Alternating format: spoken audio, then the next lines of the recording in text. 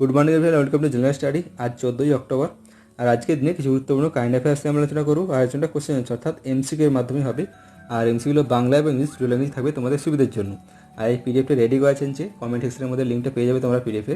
আর পিডিএফের মধ্যে অ্যান্সারগুলো অন্য কালার দিয়ে হাইলাইট করা আছে, তারপর পরে দিয়ে রিভাইজ করতে যাবে যে কোনো সময়, তো তোমাদের কোনো অসুবিধা হবে না। তো চলো শুরু করা যাক। শুরু করার চ্যানেলটা পাশে সাবস্ক্রাইব করে নিও ডেলি কারেন্ট অ্যাফেয়ার্স এবং জেনারেল সায়েন্সের আপডেটের জন্য।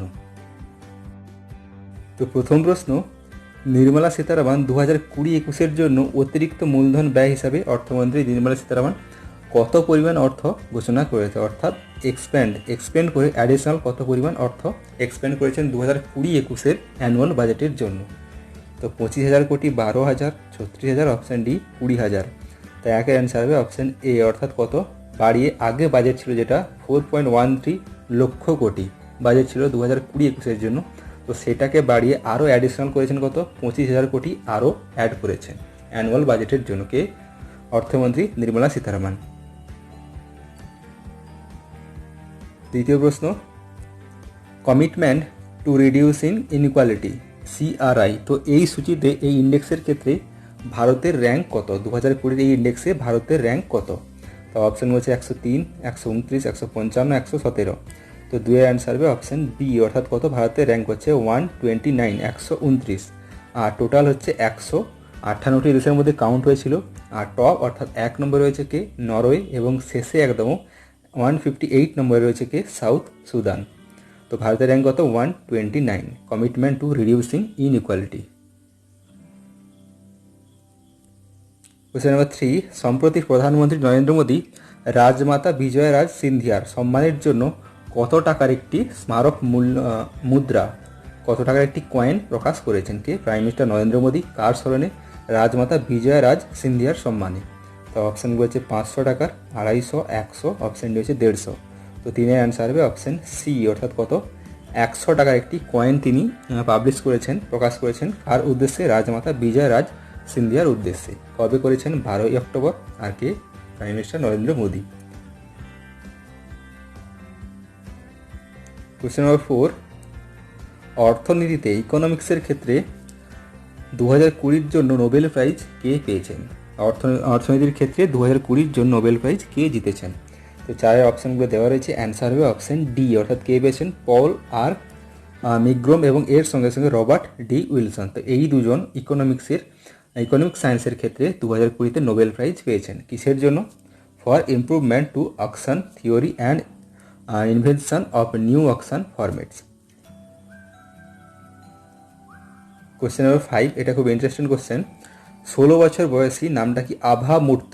তো এনাকে একটি মেয়ে, 16 বছর বয়সী একটি মেয়ে, তো একে একদিনের জন্য কোন দেশের প্রাইম মিনিস্টার পদে, প্রধানমন্ত্রী পদে নিযুক্ত করা হয়েছিল? একদিনের জন্য 16 বছরের বয়সী এই নামটা কি? আভা মূর্ত। একে একদিনের জন্য কোন দেশের প্রধানমন্ত্রী পদে নিযুক্ত করা হয়েছিল? তো অপশান হচ্ছে Germany, Finland, Netherland, option D হচ্ছে আইসল্যান্ড। তো 5-এর অ্যান্সার হবে অপশান বি, অর্থাৎ কোন দেশের? ফিনল্যান্ডের একদিনের জন্য প্রাইম মিনিস্টার পদে এই 16 বছর বয়সী মেয়ে আভা মূর্তকে নিয়োগ করা হয়েছিল। আর কিসের জন্য? কারণটা হচ্ছে গার্লস টেক ওভার, এই প্রোগ্রামের আওতায় ইউএনের একটি প্রোগ্রাম, ইউনাইটেড নেশনের।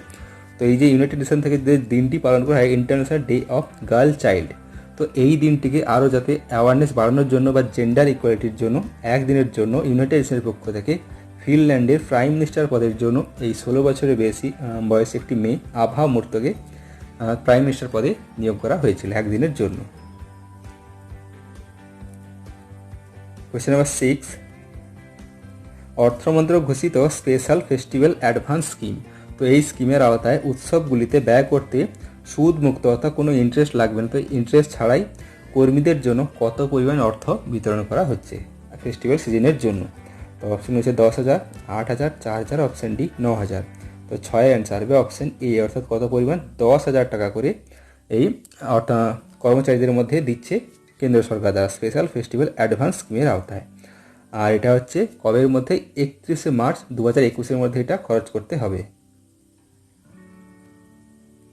কোয়েশ্চেন নাম্বার 7, আমরা দুর্যোগ হ্রাসের জন্য বা ইন্টারন্যাশনাল ডে অফ ডিজাস্টার, তো এই দিনটি ডিজাস্টার রিডাকশন, এই দিনটি প্রতি বছর কবে সেলিব্রেট হয়ে থাকে, আবার কবে সেলিব্রেট করে থাকে এই দিনটি, আন্তর্জাতিক দিনটি কবে পালন করা হয়ে থাকে?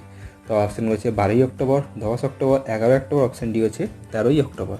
তো 7-এর অ্যান্সার হবে অপশান ডি, অর্থাৎ কবে 13ই অক্টোবর এটি সেলিব্রেট হয়ে থাকে।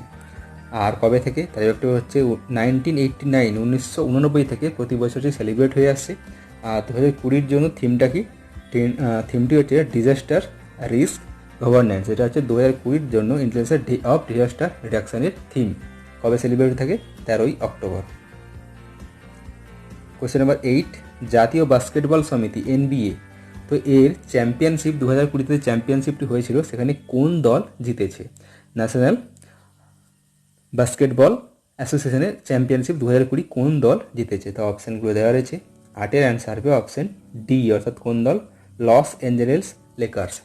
লস অ্যাঞ্জেলেস লেকার্স এই দলটি 2020 জন্য NBA চ্যাম্পিয়নশিপ জিতেছে। আর কবে হয়েছিল চ্যাম্পিয়নশিপটি? 12ই অক্টোবর হয়েছিল।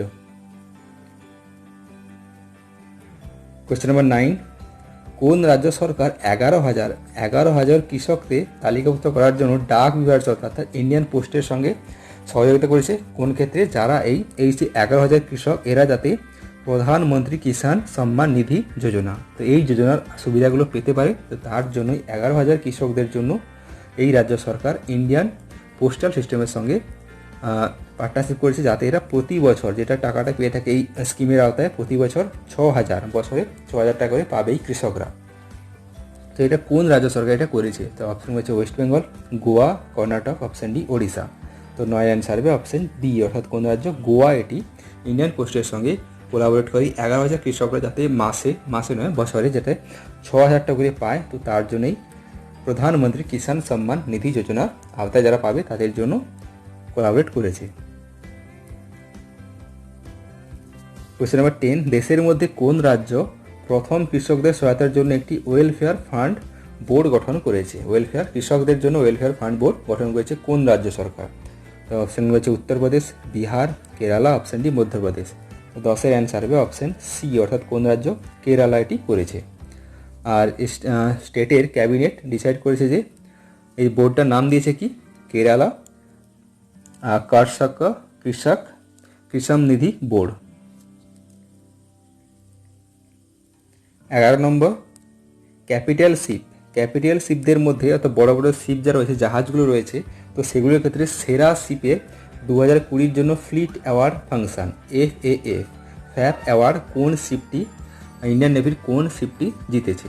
তো অপশানগুলো দেওয়া রয়েছে। অ্যান্সার হবে 11 অ্যান্সার হবে অপশান ডি, অর্থাৎ INS সহ্যাদ্রি। এই শিপটি হচ্ছে 2020 জন্য ফ্লিট অ্যাওয়ার্ড ফাংশন জিতেছে। 12 নম্বর, চেস.com-এর 2020 জুনিয়র স্পিড অনলাইন দাবা চ্যাম্পিয়নশিপের কে জিতেছেন? চেস.com-এর 2020 জুনিয়র স্পিড অনলাইন দাবা চ্যাম্পিয়নশিপ। তো অপশানগুলো দেওয়া রয়েছে। অ্যান্সার হবে 12 অ্যান্সার হবে অপশান ডি, অর্থাৎ নামটা কি? নিহাল সারিন। ইনি হচ্ছেন 2020 জন্য জুনিয়র স্পিড অনলাইন চেস চ্যাম্পিয়নশিপটি জিতেছেন, Nihal Singh siren. Question number 13, মানসিক স্বাস্থ্য, যেটার নামটা কি দিয়েছে? মন সম্বদ। তো এর জন্য রাজস্থান সরকার কোন হেল্পলাইন চালু করেছে? তো হেল্পলাইনটা মনে না রাখলেও হবে, মেনলি যেটা হচ্ছে সেটার নামটা কি? যেই প্রোগ্রামটা চালু করেছে রাজস্থান সরকার কিসের জন্য? মানসিক স্বাস্থ্যের জন্য, মেন্টাল হেলথের জন্য, সেইটার নাম কি? প্রোগ্রামটার নাম কি হচ্ছে? মন সম্বদ।